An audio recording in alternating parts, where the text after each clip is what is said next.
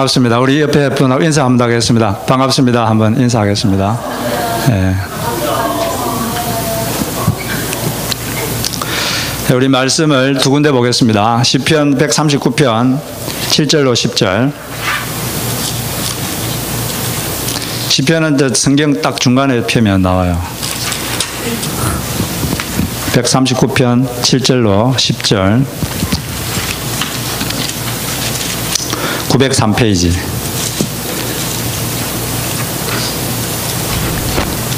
같이 읽겠습니다. 시작. 내가 주의 영을 떠나 어디로 가며 주의 앞에서 어디로 피하리까? 내가 하늘에 올라갈지라도 거기 계시며 서울에 내 자리를 펼지라도 거기 계시나이다. 내가 새벽 날개를 치며 바다 끝에 가서 거주할지라도 거기서도 주의 손이 나를 인도하시며 주의 오른손이 나를 붙드시리이다. 아멘. 다음 창세기 39장 1절로 4절.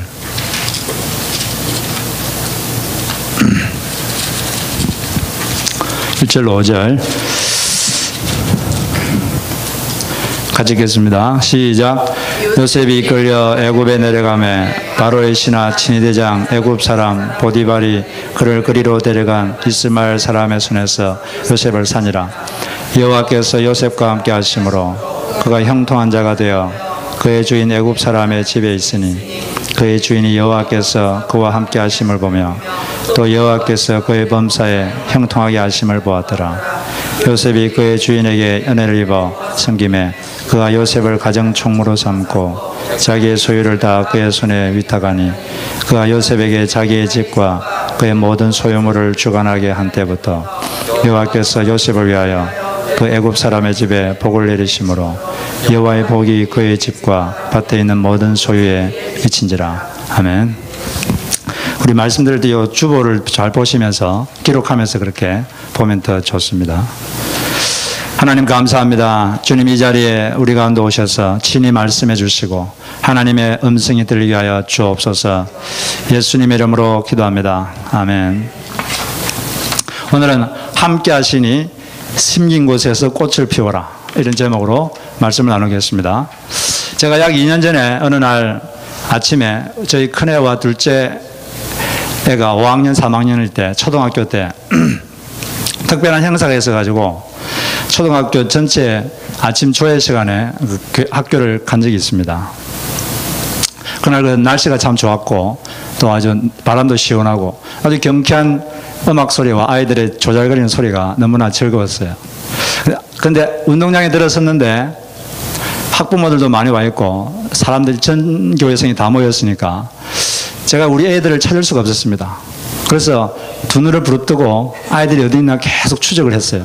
아이들이 어디 있나 계속 봤습니다. 드디어 아이들을 찾았습니다. 그때부터는 저 아이들을 움직이는 쪽으로 제 눈을 계속 돌렸습니다. 이쪽으로 움직이면 이쪽으로 움직이고 저쪽으로 오면 저쪽으로 움직이고. 왜냐하면 내 관심이 저희 아이들이기 때문에 그 아이들에게 계속 제 눈을 함께 했죠. 그러면서 제가 갑자기 든 생각이 뭐냐면, 하나님께서도 나를 이렇게 보시겠구나. 하나님의 눈이 나를 이렇게 추적하고 계시겠구나. 내가 하나님의 그 사랑의 추적의 눈을 내가 피할 수 없겠구나. 내가 어디로 가더라도 그분이 나를 따라오시고 내가 어디 있든지 그분의 눈은 나를 벗어날 수가 없겠구나.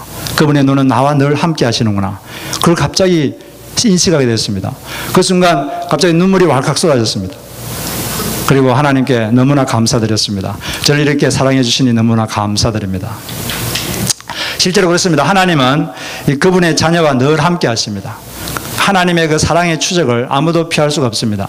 왜냐하면 부모들은 자기 자식에게 관심이 있듯이 하나님은 자신의 영적인 자녀인 우리 자녀들에 관심이 있는 거예요. 그래서 눈을 뗄 수가 없습니다.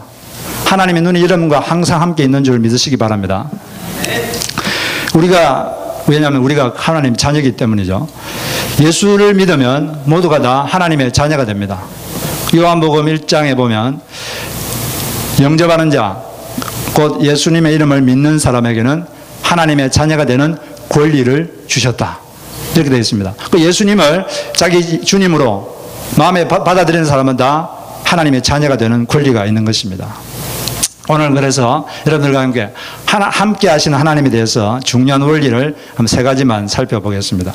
먼저 첫 번째는 하나님은 예상 밖의 곳에서도 함께 하신다는 겁니다. 예상 밖의 곳에서도 하나님은 우리와 함께 하신다. 이 모든 성경은 하나님의 감동으로, 하나님의 영감으로 쓰여졌는데, 그 시편 중에 왕관이라고 하는 오늘 읽은 139편도 하나님의 감동에 의해 쓰여졌습니다. 근데 거기서 하나님의 사람 다윗이 어떻게 말하고 있습니까? 하나님은 도저히 안 계실 것 같은 바로 그것에서도 나와 함께 하신다. 이렇게 분명하게 말을 하고 있습니다. 오늘 139편 7절 10절 다시 한번 읽어보면, 내가 주의 영을 떠나 어디로 가며 주의 앞에서 어디로 피하리까? 내가 하늘에 올라갈지라도 거기 계시며 수월에 내 자리를 펼지라도 거기 계시나이다. 내가 새벽 날개를 치며 바다 끝에 가서 거주할지라도 거기서도 주의 손이 나를 인도하시며 주의 오른손이 나를 붙드시나이다. 하나님은 가장 높은 곳, 밝은 곳, 하늘, 그리고 수월은 사람이 죽은 뒤에 가는 곳인데, 하나님과 무관한 사람들이 가는, 죽은 사람이 가는 어두운 곳입니다. 하나님과 분리되어 사는 곳이죠. 음부라고도 하는데, 가장 밝은 곳, 거기도 하나님 계시고, 그리고 내 인생이 가장 어두운 것 같은, 인생이 가장 어두운 시간, 마치 지옥에 있는 것 같은 그 시간, 바로 그 장소, 거기에도 하나님은 계신다는 것입니다. 거기 있어도 하나님은 계시고, 거기 있어도 하나님 나를 인도하신다. 여기 거기라고 하는 것은 예상 밖의 곳, 내가 도저히 기대할 수 없는 곳, 여기는 하나님이 안 계실 것이다. 여기는 절대 하나님이 따라올 수 없어. 그러고 생각하는 바로 그곳, 바로 그곳에서도 하나님은 거기 계신다는 겁니다. 거기 있어도 나를 인도하고 계신다는 거죠. 인도하시고 오른손으로 꽉 붙들고 계시다는 것입니다. 우리는 그래서 밝은 하늘에 있는 것처럼 살 때나 수월같이 어두운 삶을 살 때나 하나님께서 늘 함께 하신다는 것을 굳게 믿어야 됩니다. 10절, 거기에서도 주의 손이 나를 인도하시며 주의 오른손이 나를 붙드시나이다. 이 말씀 우리가 굳게 우리 가슴 속에 집어넣어야 되겠습니다. 이게 다윗은 비슷한 내용을 시편 23편에서도 다른 표현으로 쓰고 있는데, 시편 23편 4절에 보면, 내가 사망의 음침한 골짜기를 다닐지라도 해를 두려워하지 않을 것은 주께서 나와 함께 하심이라. 주의 지팡이와 막대기가 나를 보호하시나이다. 이렇게 말하고 있습니다. 유능한 목자는 한 가지 사실 아는데, 그게 뭐냐면은 산 밑에 있는 목장에서 아주 좋은 꼴, 최상의 꼴이 있는 그 산 정상, 뭐 낮은 산이겠죠, 언덕 같은데, 그 길로 양들을 이끌어가는 데 있어서 가장 좋은 길은 바로 골짜기 길이라는 걸 압니다. 골짜기 길. 이 골짜기 길은 아주 좀 험하고 위험한 길이에요. 그렇지만은 그 길이 가장 산 정상으로 가는, 아주 좋은 꼴이 있는 그 산 정상으로 가는 가장 좋은 길입니다. 고속도로죠. 가장 빨리 갈 수 있는 지름길입니다. 거기에는 풀도 많고 또 물도 있기 때문이죠. 그런데 그 골짜기를 통과할 때 자칫 잘못하면 이게 양이 굴러 떨어질 수도 있기 때문에 목자가 그 골짜기를 갈 때 가장 세심하게 돌보고 가장 양들과 친밀하게 가까이 있습니다. 그래서 인도하는데 이제 막대기와 지팡이로 인도한다 그랬는데, 이 막대기와 지팡이는 조금 다른데, 막대기는 조금 짧은 막대고 지팡이는 긴 거예요. 그 고발라져 가지고. 이 막대는 어떨 때 쓰냐면은 갑자기 양이 정신을 못 차리고 위험한 데로 막 가려고 그러면, 급할 때 이게 집어 던져가지고 가지 말라고 할 때 그때 쓰는 겁니다. 이게 징계의 수단이죠. 위험한 데 가지 말라고 이렇게 던지는 거죠. 그리고 긴 거는 뭐냐면은 양들이 옆구리에다 딱 대고 부드럽게 인도하는 거, 이쪽으로 와라, 이렇게 부드럽게 친밀하게 인도하는 게 지팡이입니다. 예수님께서는, 하나님께서는 이렇게 우리에게 막대기와 지팡이로 사망의 음침한 골짜기, 어두운 골짜기를 갈 때 더 가까이 하는 줄로 믿습니다. 왜 이렇게 위험한 것 같고 험한 것 같은 그런 골짜기를 우리를 인도하시냐면은 양들에게 산 정상에 있는 최상의 꼴을 먹이려는 것, 그것이 목적입니다. 왜 하나님께서 가끔씩 그렇게 험한 골짜기를 우리를 통과하게 하시느냐? 하나님 자녀로서 최상의 삶을 살 수 있는 사람이 되도록 하기 위해서 훈련하기 위한 것입니다. 그래서 하나님은 아무도 없는 것 같은 바다 끝에 가 있어도 거기도 계십니다. 여기 보면은 새벽 날개를 치고 내가 바다 끝에 갈지라도 거기 하나님이 계신다 그랬는데, 새벽 날개가 뭐냐면 해가 동편했을 때 이 해가 날개처럼 빗줄기쭉 올라오잖아요. 그러니까 그렇게 빠른 빗줄기를 타고 내가 바다 끝에 있어도 하나님은 바로 거기에 계신다는 것입니다. 하나님은 안 계신 곳이 없습니다. 우리가 하나님의 사랑의 추적을 피할 수가 없습니다. 거기에서도 주의 손이 나를 인도하시며 주의 오른손이 나를 붙드시리다. 거기서도 이 말을 늘 기억하시고 거기서도 계시는 우리 하나님을 꼭 붙잡고 사시기를 바랍니다. 두 번째로 우리가 기억하게 될 것은 뭐냐면 함께 하심으로 심긴 곳에서 꽃을 피우라는 것입니다. 여러분들이 요셉이라는 분을 잘 아시는 요셉은 인간이 겪을 수 있는 가장 불행한 장소에 있었던 사람입니다. 그런데 거기서도 하나님은 요셉과 함께 있었습니다. 그리고 그곳에서 요셉은 찬란하게 꽃을 피웠습니다. 요셉이 누굽니까? 요셉은 아브라함의 증손자죠. 아브라함의 아들이 이삭이고 그 다음에 이삭 아들이 누굽니까? 야곱이고 야곱의 아들이 12명 있는데 그중 11번째 아들이 요셉이에요. 그런데 이 야곱이 유독 요셉을 편애했습니다. 편애당하니까 다른 자녀들이 요셉을 시기 질투했어요. 그리고 미워했습니다. 사람을 비교당하는 것만큼 비참하게 만드는 게 없습니다. 비교하기 전까지는 나는 행복했다. 그런 말이 있고 비교당하기 전까지는 나는 행복했다. 그런 말도 있는데 여러분은 다른 사람과 비교하지 마시기 바랍니다. 비교하면 불행해집니다. 하나님 앞에서 사람을 다 1대1로 봐야 되는 거예요. 왜냐하면 사람은 다 독특하기 때문에 하나님 다 다르게 만들었습니다. 요셉을 미워한 형들이 요셉을 타국의 인신매매로 팔아버렸어요. 이집트로 은 20개를 주고 그냥 노예로 팔아버렸습니다. 그래서 요셉이 이 보디발이라고 하는 이집트 왕, 바로 왕의 친위대장의 노예로 팔렸습니다. 그러나 거기서도 하나님은 요셉과 함께 하셨습니다. 도저히 있을 것 같지 않은 그곳에 하나님은 함께 하셨죠. 그 1절에 보면은 요셉이 끌려 애굽으로 내려가매 바로의 신하 친위대장 애굽 사람 보디발이 그를 그리로 데려간 이스라엘 사람의 손에서 요셉을 산이라. 여호와께서 요셉과 함께 하심으로 그가 형통한 자가 되어 그의 주인 애굽 사람의 집에 있으니 그의 주인이 여호와께서 그와 함께 하심을 보며 또 여호와께서 그의 범사에 형통하게 하심을 보았더라. 거기서도 하나님은 계셨고 요셉은 바로 거기 계신 하나님을 바라보았습니다. 저희 아파트 입구에 보면은 그 화분이 하나 있는데 그 화분에 꽃이 있는데 그 꽃 위에 그 글이 쓰여진 판이 하나 있어요. 어느 날 제가 그 글에 있는 판을 봤는데 그 판에 보니까 이렇게 적혀 있었습니다. 근데 그거를 보는데 마음에 확 들어왔어요. Bloom where you are planted. 네가 심겨진 곳에서 꽃을 피워라. 그 글을 읽는 순간에 요셉 생각이 딱 났습니다. 요셉은 자신이 심겨진 환경을 탓하지 않았습니다. 노예라고 탓하지 않고 누구도 원망하지 않았어요. 그냥 자기가 심겨진 곳에서 아주 성실하게 살았습니다. 하루하루 성실하게 사니까 결국 이 요셉은 아름답게 꽃을 피운 줄로 믿습니다. 이 요셉은 성실함으로 꽃을 피웠습니다. 이 성실함이란 말은 한결같다는 말과 정성을 다한다. 이 두 개념이 합쳐진 말인데 무튼 자기에게 주어진 일을 하는데 한결같은 마음으로 하는 것입니다. 어떤 분이 이런 말을 했는데 성실한 사람은 당황하거나 두려워하지 않는다. 폭풍우가 칠 때에도 시간이 계속 가듯이 그들은 그들 자신의 페이스를 유지하면서 행운이나 불행의 영향을 받지 않고 무엇인가를 계속해 나간다. 성실한 사람은 주변이 아무리 어려워도 그냥 뭔가를 계속해 나간다는 겁니다. 중지하지 않고 계속 하는 거예요. 그리고 성실한 사람은 자기 하는 일에 정성을 기울입니다. 그러니까 요셉을 주인이 인정을 해줬습니다. 그에게 가정일에 총무를 맡겼어요. 모든 그 가정일을 그에게 다 맡겨버렸어요. 아름답게 꽃을 피운 거죠. 그래서 여기 시편 78편에 보면 다윗도 비슷한 삶을 살았는데 다윗은 아주 성실한 삶을 살았는데 다윗은 아무도 안 보는 들판에서 아주 성실하게 양들을 돌보았습니다. 그러니까 하나님께서 이제 요셉을 이스라엘 나라를 돌보는 왕으로 세워줬습니다. 보이지 않는 곳에서 여러분 성실하게 사시기 바랍니다. 미켈란젤로가 어느 날 그 대성장의 천장에 벽화를 그리고 있었습니다. 근데 그 천장에 밑에서 보면 잘 보이지 않는 컴컴한 곳에 그림 그린다고 아주 고생을 하고 있어요. 그래서 지나가던 친구가 이렇게 큰 소리로 물어봤습니다. 이렇게 말을 했습니다.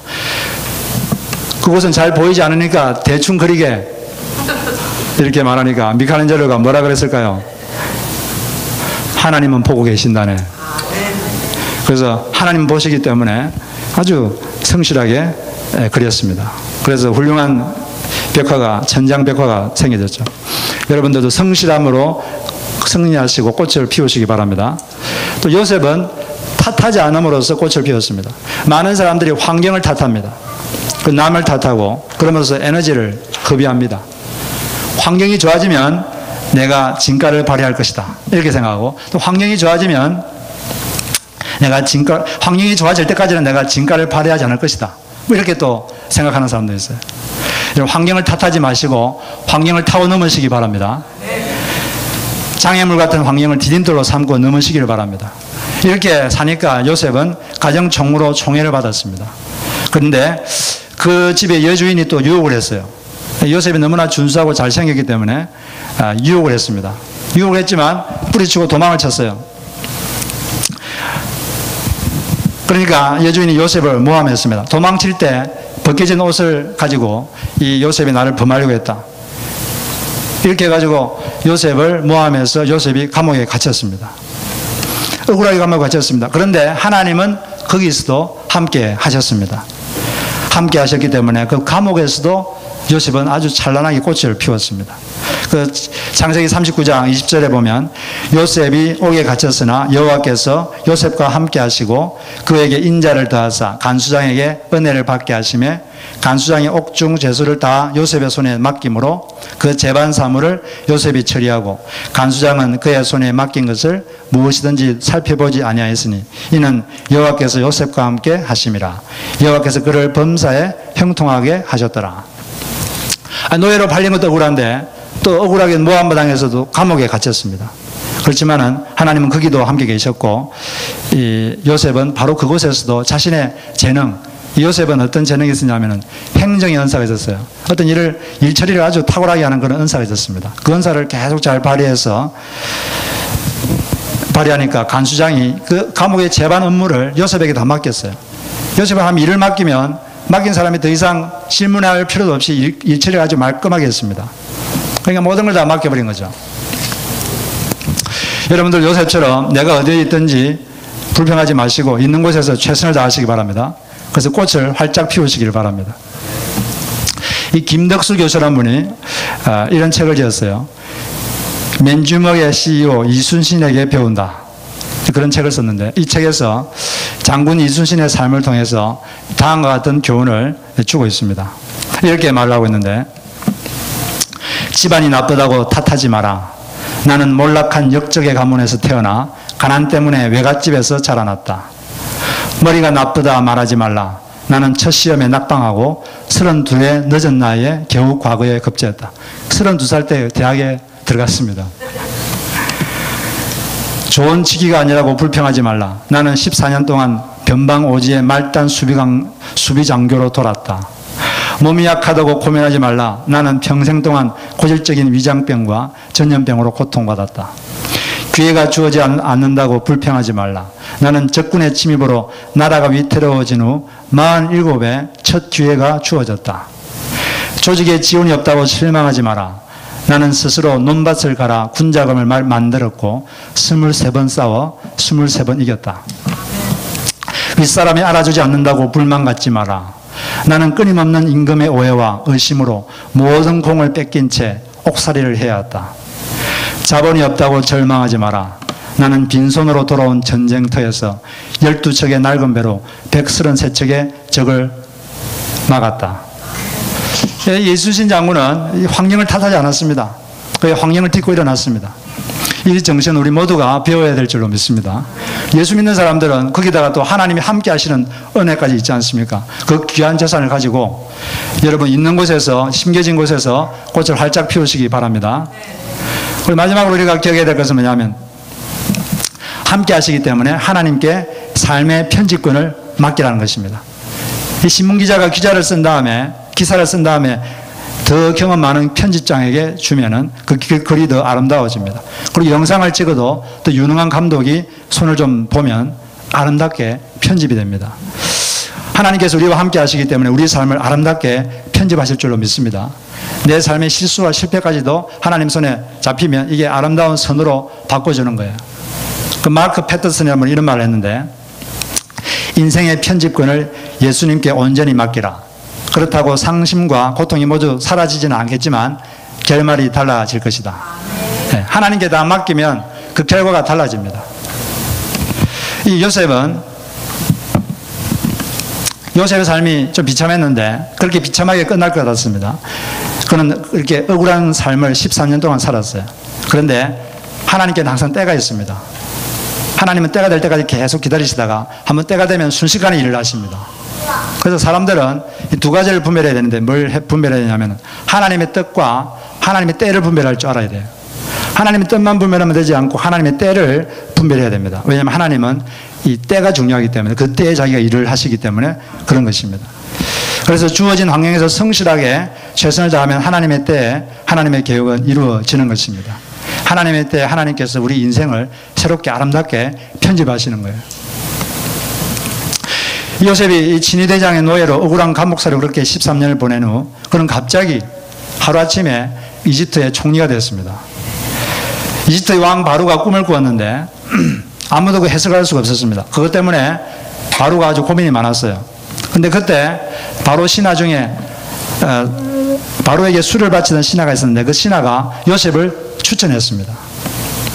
왜냐하면 그 술 바치던 신하가 요셉이 같이 있던 감옥에 잠시 같이 갇혀 있었는데 그때 자기가 꿈을 꿨는데 요셉이 꿈을 잘 해석해 줬고 또 그 꿈대로 됐거든요. 그래서 요셉을 추천을 해줬어요. 그래서 요셉이 왕 앞에 가서 추천을 받아서 가서 이 왕의 꿈을 해석해 줬습니다. 그리고 꿈을 해석하니까 7년 동안 큰 풍년이 있다가 끝나면은 7년 동안 큰 흉년이 또 생길 것이다. 이런 이제 꿈을 해석했어요. 하나님께서 그에게 이런 해석의 능력을 주신 것입니다. 그 이집트 왕은 이 요셉에게 하나님의 지혜가 있는 줄 알고 이 요셉을 이집트의 총리로 바로 그날 세웠습니다. 그래서 이 요셉이 7년 동안, 풍년 동안에 그 곡식을 많이 저장해 줬다가 7년 대홍년시에 굶주린 이 전 세계 사람들을 다 살려냈습니다. 이 요셉의 인생이 이렇게 완전히 하나님의 때가 되니까 완전히 바뀐 거죠.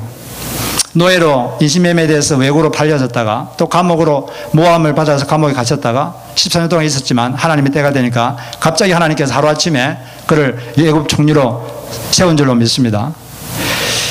모든 게 이렇게 됐을 때 요셉이 자기 인생을 한마디로 요약했습니다. 언제 요약했냐면은 7년 대홍년 때 자기를 팔았던 형님들이 곡식을 얻으려고 이집트로 왔어요. 자기 앞에 무릎 꿇고 있는데 그때 형님들에게 이렇게 말을 했습니다. 창세기 50장 20절에 보면 형님들은 나를 해치려고 하였지만 하나님은 오히려 그것을 선하게 바꾸셔서 오늘과 같이 수많은 사람의 생명을 구원하셨습니다. 하나님께서 요셉의 삶을 이렇게 아름답게 바꾸셨습니다. 아름답게 편집하셨죠. 글이나 영상은 이 편집 과정을 통해서 아름답게 됩니다. 오타는 고쳐지고 또 잘못된 영상도 아름답게 되죠. 가끔씩 우리가 카카오톡을 하다 보면은 오타가 나올 때가 가끔씩 있습니다. 집사님을 잡사님으로 이렇게 오타하기도 하고 목사님을 먹사님이라고 하는 사람도 있고 또 가장 또 제 마음에 남는 것은 새마을 지도자를 개마을 지도자로 이렇게 갑자기 개마을 지도자가 되어버렸어요. 이제 하나님은 오타하지 않습니다. 하나님은 틀린 글자를 바로잡는 분이십니다. 틀린 것도 실패하고 실수한 것도 바로잡아서 아름답게 편집하는 분인 줄로 믿습니다.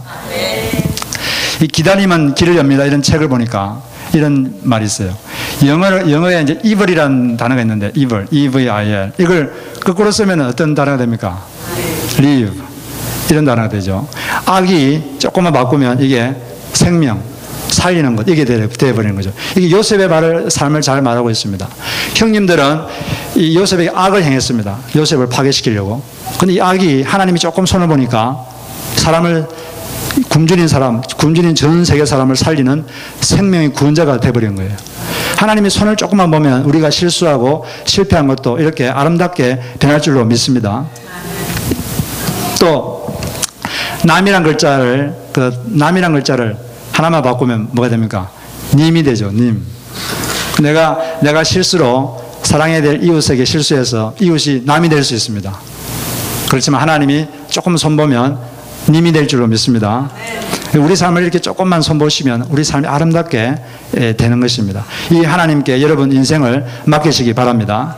자기 삶만 맡길 뿐 아니라 자기 자식도 맡기고 또 인생도 맡기시고 하는 일도 맡기시고 사업도 다 맡기시길 바라요. 사람이 맡기지를 못하면 조바심이 납니다. 이 조바심이 나면 일을 그르치게 돼요.